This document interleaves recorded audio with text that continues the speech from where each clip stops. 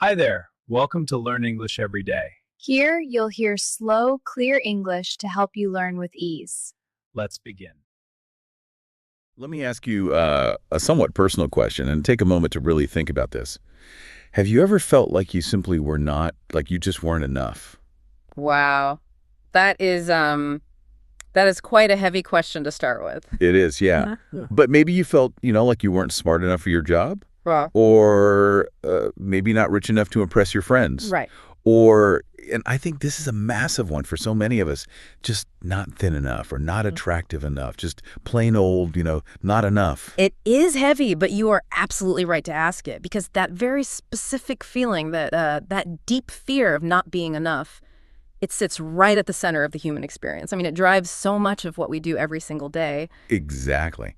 And today, we are going to explore that exact feeling. We are doing a deep dive into one of the most famous talks in the world.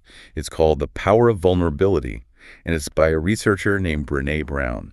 And, for everyone listening right now who uses this channel to practice their English, this deep dive is an absolute goldmine. Oh, totally. Great. Because we are dealing with something really special today. Yeah. Emotional vocabulary. Yes.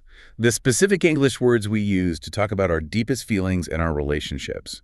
Because often for language learners, the absolute hardest thing to express is how you truly feel inside. Right. It's like you can order a coffee perfectly, or you can ask for directions to the train station. Exactly.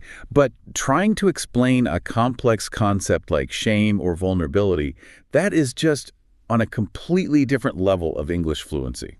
So our mission today is to really unpack Brené Brown's research. We want to understand why vulnerability, which usually sounds like a weakness, is actually a superpower. And we want to get you really comfortable with the English terms to describe these complex human experiences. Let us jump right in then. And I have to say, what I absolutely love about Brené Brown is that she does not sound like your typical stuffy academic. No, not at all. She's so funny, she is real, and she is just brutally honest about her own struggles. She is. And in fact, she has this great anecdote, a funny little story, about how she defines herself professionally. It gives you such a clear picture of her personality. Yes, the event planner story. Yeah. So picture this. An event planner calls Brené up on the phone because she wants her to speak at a big conference. And the planner is clearly struggling with something. Right. She is hesitating. Yeah. She tells Brené, look, I'm having a really hard time writing your biography on the flyer for the event.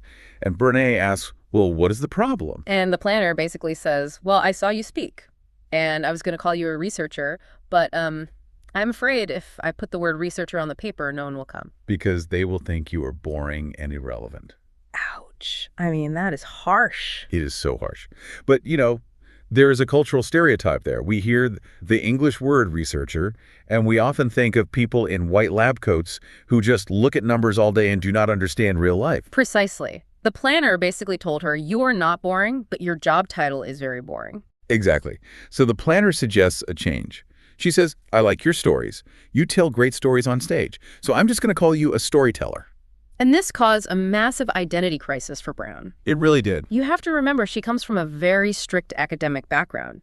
She spent years and years in university studying social work, so when she heard storyteller, she thought, what? Why don't you just call me a magic pixie or a witch? It just felt so much less serious to her. It felt like they were taking away all her hard work and her academic credentials. But then she realized something quite profound about her work. She realized she is actually both. She said, I am a qualitative researcher. I collect stories. And she came up with this beautiful definition that I think is just brilliant for our English learners to remember. She said, stories are data with a soul. Data with a soul, that is just a wonderful phrase. Data is usually cold, hard facts, but adding a soul to it, it bridges the gap between the head and the heart. It makes the numbers human. So she compromised with the event planner. She said, call me a researcher storyteller. And the planner laughed and said, there is no such thing. But as we will see, that is exactly who she is. However, to really understand why being called a storyteller was such a huge struggle for her, we really have to look at her personality and her academic background. Yes, this is crucial for the whole story. This is what we might call the academic conflict. In her specific field of academia, there is a very famous, very rigid saying. Right. If you cannot measure it, it does not exist. If you cannot measure it, it does not exist. That means if you cannot put a number on a feeling or track it on a graph, it is not real. That sounds incredibly strict. It is. But the funny thing is, Brown loved that strictness. She describes herself as someone who loves control. She wanted to take all the messy parts of human life, clean them up, organize them, and put them in a nice, neat box. She essentially wanted to hack the human experience. She thought if she could just understand exactly how emotions work, she could outsmart them. She wanted to control the uncontrollable. So she starts her big research project. And she decides she wants to study connection. Because, as she says, connection is why we are here on this earth.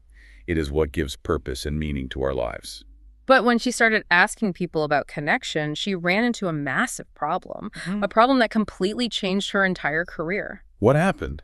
Well, when she asked people to tell her stories about love, they told her about heartbreak.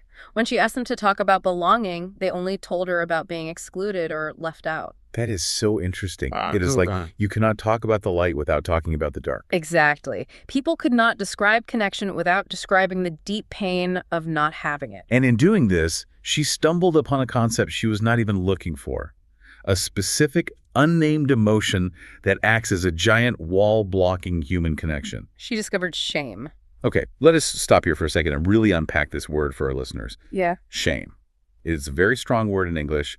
We hear it, and we naturally kind of shrink back. We do. It is a very heavy word. How does she actually define shame in her research? Because it is different from guilt. Very different. She defines shame simply as the fear of disconnection. The fear of disconnection? Yes. It is not just feeling bad about a mistake you made. It is this specific, terrifying thought process. It is the voice that asks, is there something about me, my past, my body, my choices, that if other people see it, I will not be worthy of connection? Wow. That is terrifying when you put it that way. It is basically the fear that if people really knew the real you, they would leave. They would just stop loving you. Yes. And she emphasizes a very important point here. This feeling is completely universal. Everyone feels shame. Everyone. Everyone. The only people who do not feel shame are those who have absolutely no capacity for human empathy, meaning sociopaths. Right. So if you are a normal feeling human, you have shame. Exactly. But for the rest of us, it is always there hiding in the background. And here is the great paradox she found. The less you talk about shame, the more you have it. It grows in silence. That makes total sense. If you keep a secret, it just feels bigger and heavier the longer you hold on to it. It does. And going back to our intro today, this is exactly where that not enough mindset comes from. Brown lists the things people constantly say to themselves in their heads. I am not thin enough. I am not rich enough. I am not smart enough. I haven't been promoted enough. It is a constant checklist of failures. Yeah. It is like a treadmill you can never, ever get off of. But Brown, being the dedicated researcher she is, did not stop there. She wanted to know what was underneath that shame. What is the true root cause? And she found the core of everything. She found vulnerability. Vulnerability. Now let us pause, because this is a word that often confuses people learning English, because it usually sounds like a weakness. Right. If you say a castle is vulnerable, it means its walls are weak and it can be attacked easily, so it sounds bad. But in emotional terms, it means something very different. In this context, vulnerability means the state of being exposed. It is emotional risk. Emotional risk. Yes. It is the idea that for true connection to happen, we have to let ourselves be seen, really, completely seen, flaws and all. And Brown hated this idea. She literally said, I hate vulnerability. Remember, she is the woman who wants to control everything. She wanted to beat vulnerability with her research ruler. She wanted to measure it, organize it, and lock it away. So what did she do? She spent 6 years, 6 long, frustrating years, looking at thousands of stories, case studies, and journals. She was desperately trying to solve this puzzle. And eventually, she saw a pattern. She did. She realized she could divide the thousands of people she interviewed into 2 very distinct groups. Okay, this is the major turning point of her research. What were the 2 groups? Group 1 was made up of people who have a strong, deep sense of love and belonging. They feel connected. They feel good about their lives. And the other group? Group 2 were the people who constantly struggle for it. The people who are always wondering if they are good enough. So naturally hearing this, I am thinking, what made the difference? Was group 1 richer? Did they have better parents? Were they just better looking? That is exactly what you would expect. We are taught that good circumstances create happiness. But no. Her data showed there was only one variable, one single difference between the two groups. And was it? Belief. Belief. You mean like religious belief? No, self-belief. The people in the first group simply believed that they were worthy of love and belonging. That is it. They just believed it. That is it. They did not have easier lives. They did not have fewer tragedies or less pain. They just had a fundamentally different mindset. They believed they were worthy. Worthiness. That means deserving of something good. Yes. Brown calls this group the wholehearted, meaning they live with their whole heart. And when she analyzed this wholehearted group, she found they shared 3 very specific traits. Let us go through these 3 traits because these are such important concepts for our listeners to grasp. The first trait she found is courage. Courage. Now, here's where it gets really interesting for language lovers. Brown looks at the history of this English word. Today, we hear courage and we immediately think of a superhero flying in or a soldier in battle. Right, bravery in a dangerous situation. But the word courage actually comes from the Latin word cor, which simply means heart. So originally, courage did not mean saving the day or fighting a bear. No. The original definition of courage was simply to tell the story of who you are with your whole heart. To tell the story of who you are with your whole heart, that is beautiful. It means having the courage to be completely imperfect, to show your true self to the world. I absolutely love that. The courage to say, hey, this is me and I make mistakes. It sounds soft, but it is actually a very hard thing to do. It takes immense strength. So the first trait is courage. What is the second trait? The second is compassion. But there is a very important twist here that Brown discovered. These wholehearted people were compassionate to themselves first and then to others. That makes a lot of sense. We hear that phrase all the time in English. You cannot love others if you do not love yourself. It sounds like a cliche you would see on a greeting card. But the data actually backs it up. Really? Yes. Brown found that you cannot be truly kind and generous to other people if you are constantly beating yourself up inside. If you are harsh and critical with yourself, you will inevitably be judgmental of others. So you have to give yourself a break first. Exactly. So we have courage, compassion, and the third trait is connection. Connection. But there's a condition to this one, right? There is. To have real connection, these people were willing to let go of who they thought they should be in order to be who they actually are. They stopped performing for the world. They stopped pretending. They did. That is huge. We spend so much daily energy trying to be the perfect person we think society wants us to be. And this brings us right back to the core concept of the talk. Vulnerability. These wholehearted people didn't say vulnerability was easy or fun. No, they didn't say it was comfortable at all, but they saw it as absolutely necessary. They were willing to do the scary things, like saying I love you first, without knowing if the other person would say it back. Or investing time in a new relationship that might not work out. Or sitting and waiting for the doctor to call with test results without panicking. They didn't know the outcome, but they stayed in the moment anyway. They fully embraced the uncertainty. They didn't try to predict the future. Now, I want you to imagine Brené Brown again, the strict researcher who loves control. She is looking at this mountain of data, and the data is screaming at her. It is saying, to live a good life, you must stop controlling and start embracing uncertainty. She must have just completely freaked out. It goes against everything she stood for. She did. She literally calls it a breakdown. Her therapist, however, calls it a spiritual awakening. I love the story she tells about going to therapy during this time. It really humanizes her. It is brilliant. She actually brings her list of research data into the therapist's office. She sits down with her notes and says, okay, I need help. I have a problem with vulnerability, but I want to fix it fast. And I have some rules for this therapy. No family stuff and no childhood stuff. Which is just hilarious because therapy is almost entirely family and childhood stuff. Exact. She was trying to negotiate with the emotional process. She wanted a quick, easy fix. She basically wanted to outsmart vulnerability. She wanted the end result without feeling any of the pain. But it didn't work, did it? You cannot negotiate with your own emotions. No, you cannot. She said it turned into a year-long street fight. A street fight. That is such a vivid English phrase. A violent struggle in the street, but she was fighting with herself. She fought vulnerability and vulnerability won. She realized she simply had to lean into the discomfort. And this leads us to one of those critical parts of her entire research. Why is it so incredibly hard? Why do we fight vulnerability like it is a brutal street fight? Because it hurts. It is scary. And so what do we naturally do instead of feeling it? We numb. To numb. This is a crucial vocabulary word for today. It means to make yourself feel absolutely nothing. Like when the dentist gives you a shot in your mouth and your lip goes completely numb, you cannot feel the needle. We try to do that exact same thing to our hearts. Brown says we live in the most in-debt, obese, addicted, and medicated society in human history. And those are all just methods of numbing. We buy things we don't need to feel a quick rush. We eat food we don't actually want.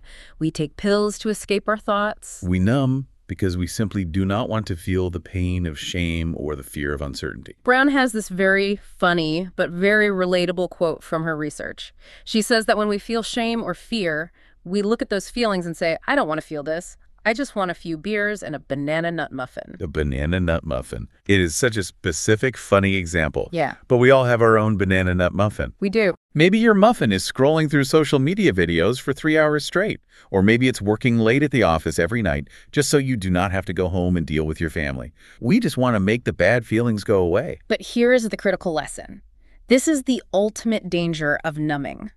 And if our listeners take only one thing away from this deep dive today, let it be this. You cannot selectively numb emotion. What does that mean exactly? Selectively numb. It means you cannot pick and choose what you feel. You cannot say, I want to numb the fear, the shame, and the disappointment, but I still want to fully feel joy, gratitude, and happiness. Emotions are a package deal. I see. It is an all-or-nothing system. Exactly. If you turn down the volume on the bad stuff, you automatically turn down the volume on the good stuff too. So when you numb the dark, you also numb the light. Yes. If you numb your sadness with junk food or alcohol, you are simultaneously numbing your ability to feel true joy. And that creates a very dangerous, miserable cycle. Because you feel miserable, that you cannot feel joy, so you eat or drink even more to escape that misery, and then you just feel even worse. Exactly. Numbing completely cuts us off from life. But numbing isn't the only way we try to hide from vulnerability, is it? Brown mentions a few other masks we wear to protect ourselves. No, numbing is just one strategy. Another big one is certainty. Certainty. Yes, making everything completely black and white. This is very common in politics or religion. Instead of saying, I don't know, or this is complex, or even, I might be wrong about this. People just say, I am right, you are wrong, shut up. Exactly. It makes us feel safe. To be absolutely 100% certain feels like wearing heavy armor. It protects us from the vulnerability of actually listening to someone else or admitting we made a mistake. Precisely. If I am certain, I never have to learn. Another way we hide is through blame. She describes blame as a way to discharge pain and discomfort. Meaning, if I can blame you for the problem, I don't have to feel my own pain. It is a way of passing the hot potato of suffering to someone else. And then there's pretending. This one really hits close to home for a lot of people. Pretending that what we do doesn't affect other people. Right. We see this all the time in corporations. People say, oh, it's just business. But we also see it in our personal lives. We pretend our daily choices do not have an impact on the people around us. But they do. Every choice ripples out. And this pretending is especially dangerous when it comes to parenting. Oh, absolutely. Brown has a very strong, very challenging message for parents in this research. She talks about the perfect child trap. She does. We look at our children and we think, my job is to keep them perfect. My job is to make sure they never fail, that they make the tennis team by 5th grade and get into a top university by 7th grade. That sounds absolutely exhausting for the parent and the child. It puts so much intense pressure on performance. And according to the data, it isn't our job anyway. Brown says our job is not to create perfect, flawless children. Our real job is to look at our children and say, you are imperfect. You are wired for struggle. You will have hard times. But you are worthy of love and belonging. You are worthy of love and belonging. Just imagine if every child heard that clearly. Imagine if they knew that their worth wasn't attached to their math grades or how well they played a sport. It would change absolutely everything. Because if you know deep down you are worthy, you do not have to hide. You do not have to numb. So we have unpacked the major points of the research. We know what shame is, we know about the wholehearted people, and we know about the dangerous trap of numbing. The big question now for everyone listening is, how do we actually apply this? How do we live this in our daily lives? Yes. What are the practical steps? It comes down to a few daily practices. First, we must let ourselves be seen, deeply seen.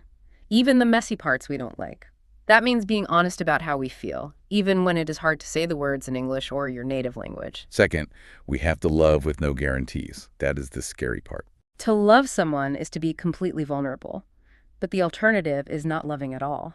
Third, practice gratitude, even in moments of terror or anxiety. Yes.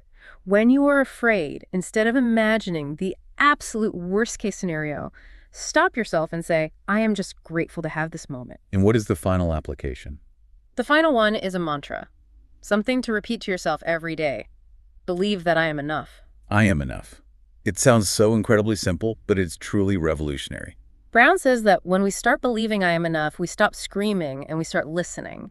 We become kinder and gentler to the people around us, and perhaps most importantly, we become kinder and gentler to ourselves. We stop fighting for validation from the world and we just start living. That is a beautiful place to land. It really shifts the focus from what I need to achieve to simply who I am. It takes all the pressure off. It turns off the panic of the modern world.